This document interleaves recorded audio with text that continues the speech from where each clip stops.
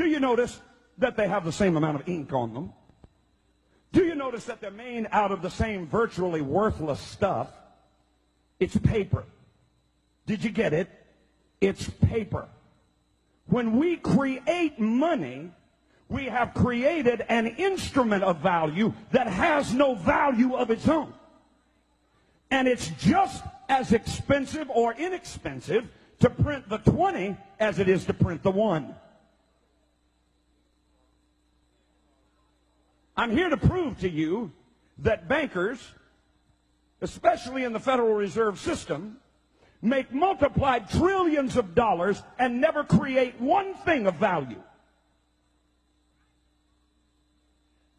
Are you with me? You want to learn this or not? Are you sure? An automaker might make 1 or 2% profit. A builder might make 10% profit. But the printers of money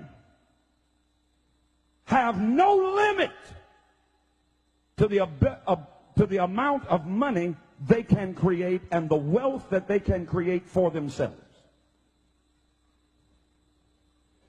Money's the bloodline of a civilized society.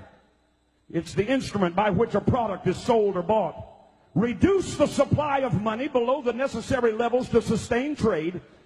Reduce the amount of this in the system below the levels necessary to sustain the current trade, and you create a depression.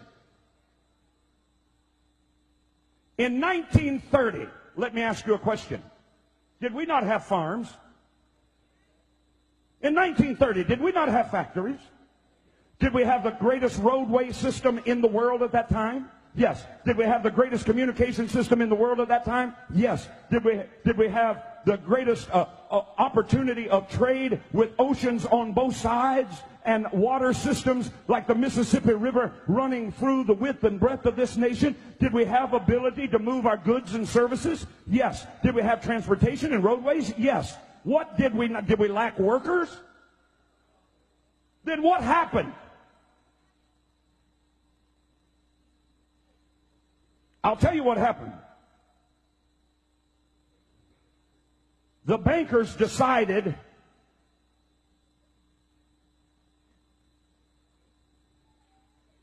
no more money for you. They got out of the stock market. I can give you the family names. They got out of the stock market the year before. Do you know all the money that was lost in the stock market as people began to sell their stocks one after the other, after the other, after the other, and stocks that were valued at $10,000 were selling for 15 cents? And then they had to make a run on the bank because the banks, the stock market had said, oh, I'll tell you what you can do. You can borrow on margin. In other words, you can buy, the economy's really good here in the late 20s. Here's what you can do. You can borrow on margin for stocks. You can buy a stock at $100 worth of stock. You can buy it for $10, and we'll lend you the other money to buy the stock, and the stock is skyrocketing, so you stand to make a great profit. What they didn't tell the American people, and what you still don't know today, is that when they did that, they also put into that legislation that they would have a 24-hour recall. In other words, however much stock you bought, it would make a lot of money, but they could call that stock in, and you would be required not only to pay for the stock, but to pay for what you borrowed at interest from them. In other words, now you got to pay the $100 that they loaned you, but they're the ones that are calling it in. So when they called it in, you didn't have the money to pay for it, so you ran to the bank. But the bank only keeps 20% money on hand. They loan the rest of it out, so only 20% of the people could get any of their money out of the bank. So the banks collapsed, the stock market collapsed, all at the whim of the bankers who decided they wanted to make the money. Watch me. Watch me. All that stuff was being sold. $100,000 farms were selling for $3,000. Who do you think bought them?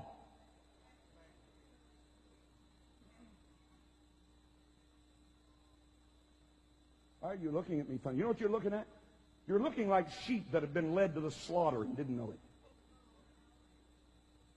I'm going to continue. Can I continue? We didn't lack industrial capability.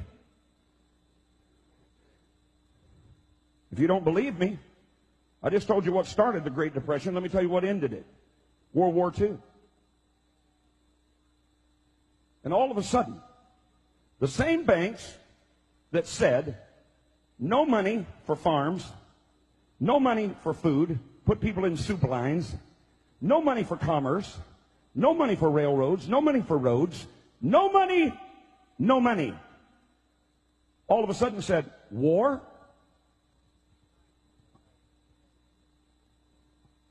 And all of a sudden, factories that were closed down began to work 3 shifts. Where'd the money come from? The same pockets that refused to give it before. Because they decide when it will be printed, how much will be printed, and how much usury or interest will be paid. Not the federal government. The federal government has no say in it, as I will prove to you. Say, debt is a devil. By the simple manipulation of a few wealthy bankers, World War II ended the Great Depression. After successive failures to convince the public of the need of a central bank by wars, these same European bankers financed both sides of the Civil War in this country. You don't even know that. Same bankers, same families, financed both sides of the Civil War. Why? They make the money.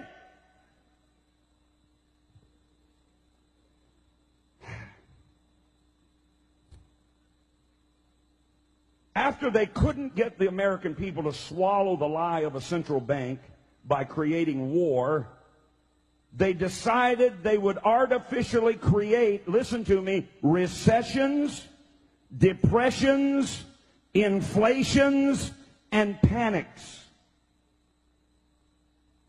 Since only a small amount of deposits are stored at the bank, about 20%, the other 80% is out on loan with security of property and your promise to pay it back. A simple rumor of a bank's insolvency would make a run on that bank. Everybody would get nervous, go pull their money out of the bank, and that bank would collapse. And then the international bankers who started the rumor in the first place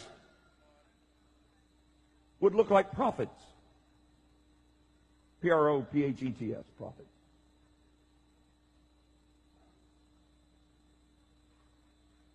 Are you hearing something you've never known? Wave your hand. If you think America ought to know, wave your other hand. All right, then don't quit on me. One of the key movers and shakers of this, let's get a central bank by making the people afraid by causing their banks to collapse. One of the key movers and shakers was a man by the name of, you might recognize it, J.P. Morgan. His father was an agent for the wealthy, you might know this name, Rothschild family. Here's a quote. The Federal Reserve. In 1869, J.P. Morgan went to London and reached an agreement for a company known as the Northern Securities that was intended to act as the international bank, as the agent for the Rothschild Company in the United States. The first major panic created by the international bankers occurred in 1893 when local bankers from around the nation were told to call in all their loans. Told by who? By these wealthy bankers.